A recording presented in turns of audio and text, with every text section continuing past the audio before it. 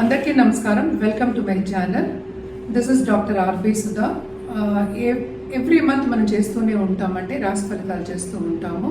ఇప్పుడు మే నెల రాశి ఫలితాల గురించి మనం మాట్లాడబోతున్నాము.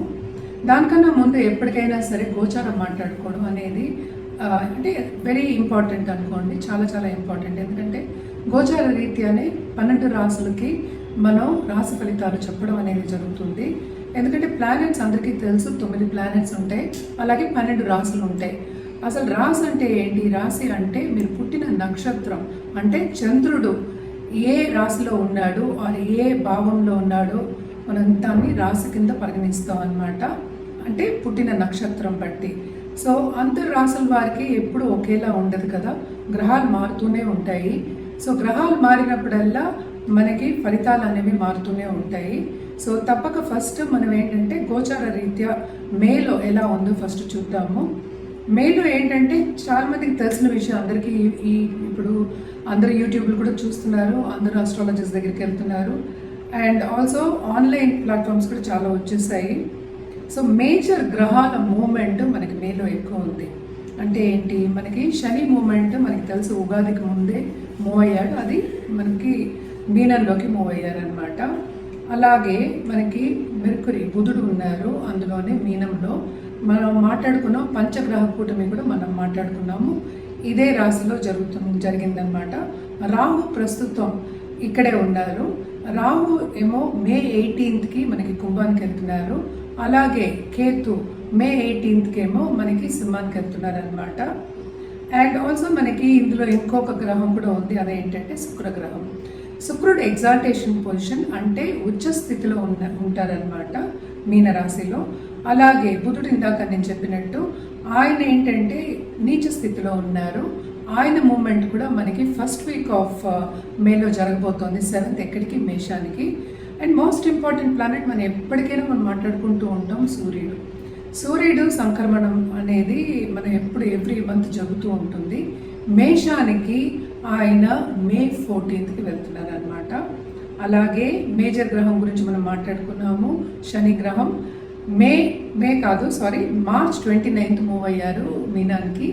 ఈయన 2.5 ఏళ్ళు ఇక్కడే ఉంటారనమాట. అందరికీ తెలుసు, అందరూ భయపడుతూ కూడా ఉంటారు. ఏలినాటి శని అనేది అందరికీ భయాందోళన అందరికీ కలుగుతూ ఉంటుంది. బట్ ఎవరెవరికి ఏలినాటి శని ఉందనేది మనం చూద్దాము. కుంభానికి అంటే మనకి లాస్ట్ ఘట్టంలో ఉందన్నమాట ఏలినాటి శని. అలాగే మీనానికి 2వ ఘట్టంలో ఉంది. మేషానికి ఇప్పుడే స్టార్ట్ అయింది, అంటే మేషరాశి వాళ్ళకి. అలాగే ఇంకో మేజర్ గ్రహం మనం ఎప్పుడు మాట్లాడుకునేది గురుగ్రహం. గురువు ఏంటంటే ప్రస్తుతం వృషభంలో ఉన్నారు. ఆయనేమో మనకి మిథునానికి మే 14కి వెళ్తున్నారనమాట. సో మీరు చూసారు కదా, మేజర్ గ్రహాల మూమెంట్ ఉంది. అలాగే ఏంటంటే మార్స్, ఇంకో గ్రహం ఎప్పటికైనా మనం మాట్లాడుకుంటాం. దాంపత్య అనుకూల గురించి కూడాను మనం ఎప్పుడు చూసేది మనం కుజగ్రహమే చూస్తాము. అలాగే అంటే ముందుకెళ్ళడం కానీ, దూసుకెళ్ళడం కానీ, అగ్రెసివ్ నేచర్ కానీ, ఒక కాన్ఫిడెన్స్ కానీ కూడా మనం ఎప్పుడు మార్స్ని మనం చూసుకుంటూ ఉంటాం. అంటే కుజుడి పొజిషన్ మనం జాతకంలో చూస్తూ ఉంటాం అన్నమాట. ఆయన ప్రస్తుతం నీచ స్థితిలో ఉన్నారు. సో ఈ నెలంతా కూడా ఇదే ఇంట్లో, అంటే కర్కాటక రాశిలో ఉండబోతున్నారు, నీచ స్థితిలో ఉన్నారనమాట. ఇవి మనం మాట్లాడుకోవాల్సిన, అంటే ఇది గోచారం. సో మనం నెక్స్ట్ మాట్లాడుకోబోయేది ఏంటంటే ఒక్కొక్క రాశి వారిగా ఒక్కొక్క రాశి వాళ్ళకి రాశి ఫలితాలు ఎలా ఉన్నాయో మాట్లాడుకుందాం. దానికన్నా ముందు మనం ఎప్పుడు మాట్లాడుకునేది ఏంటి? జనరల్ పరిహారాల గురించి ఎప్పుడు చెప్తూ ఉంటాను. సో జనరల్ పరిహారాలు ఎప్పుడైనా సరే, ఇప్పుడు చాలా మేజర్ మూమెంట్ ఉన్నది ఏంటంటే రాహుకేతు మూమెంట్ ఉంది. సో దాని గురించి మనం ఏంటంటే నవగ్రహ స్తోత్రాలు, నవగ్రహ పూజలు, లేకపోతే నవగ్రహ హోమాలు చేయడం చాలా మంచిది. అండ్ ఆల్సో ఎప్పుడు చెప్తూ ఉంటారు, రాహుకేతు మూమెంట్ ఉన్నప్పుడల్లా ఎప్పటికైనా సరే రాహుకేతు పూజలు చేయడం మంచిది. అంటే నివారణ పూజలు అంటూ ఉంటాం అన్నమాట. తప్పక ఇది చేయాలి.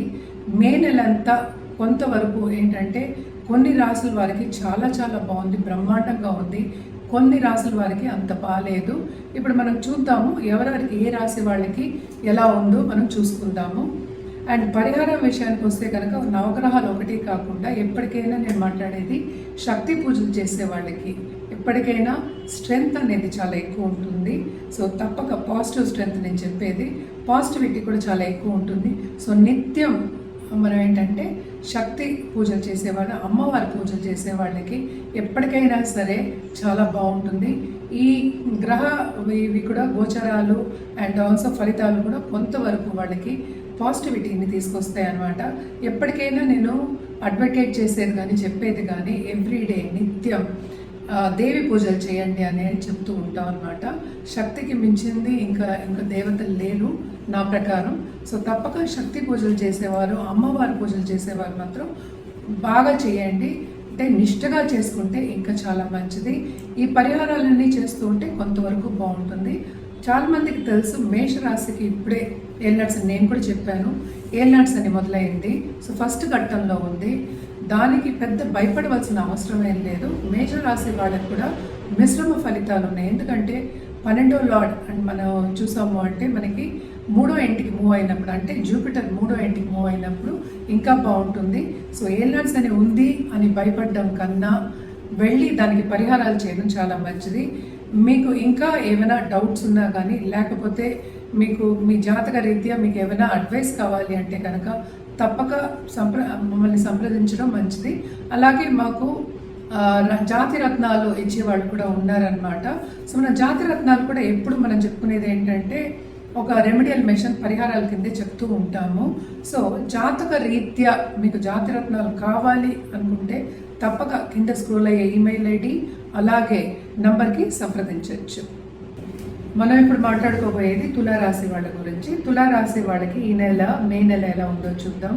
తులారాశి వాళ్ళకి second half of this month తప్పక వీళ్ళు కూడా అదృష్టవంతులే, చాలా బాగుంటుంది. Second half of this month after May 14 నేను మాట్లాడేది. ఎందుకంటే జూపిటర్ మూవ్ అవుతున్నారు. జూపిటర్ పరిపూర్ణ బ్లెస్సింగ్స్ అనేవి ఉంటాయి. ఎందుకంటే ఈ రాశిని చూస్తున్నారనమాట. దృష్టి ఉంది, జూపిటర్ అంటే గురు దృష్టి ఉంది. సో తప్పక బ్రహ్మాండంగా ఉంటుంది. చేసే పనిలో కూడా వీళ్ళకి ఉన్నతి, అంటే కరెక్టే అంటాం కదా మనం, ముందుకెళ్ళి ఒక నెల కింద మనం తీసుకోవచ్చు.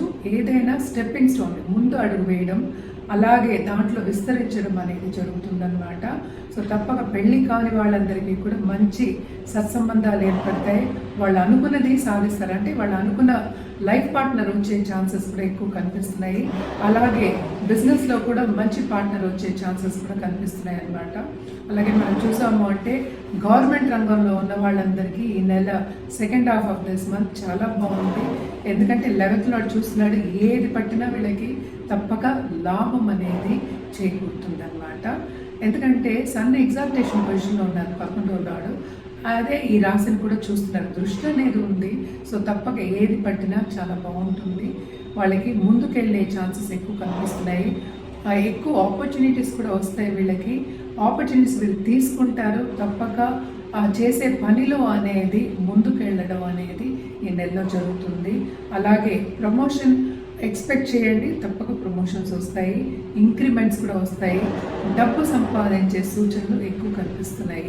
అలాగే గవర్నమెంట్ రంగంలో ఉన్న వాళ్ళకి కానీ, గవర్నమెంట్ కాంట్రాక్ట్స్ చేసేవాళ్ళు కానీ, గవర్నమెంట్తో పని చేయించుకోవాలన్న వాళ్ళకి కానీ, అలాగే ఈ రాశిలో ఉన్న పాలిటీషియన్స్ అనుకుందాం, లేకపోతే పొలిటికల్ కెరియర్లో ఉన్న వాళ్ళకి కానీ తప్పక ఈ నెల చాలా బాగుంటుంది. ఇది ఒక వండర్ఫుల్ మంత్, వీళ్ళకి హ్యాపీ మంత్ అని చెప్పుకోవచ్చు అనమాట. ఎప్పుడు second half of this month, ఎందుకంటే జూపిటర్ మూవ్ అయిన తర్వాత ఇంకా చాలా బాగుంటుంది.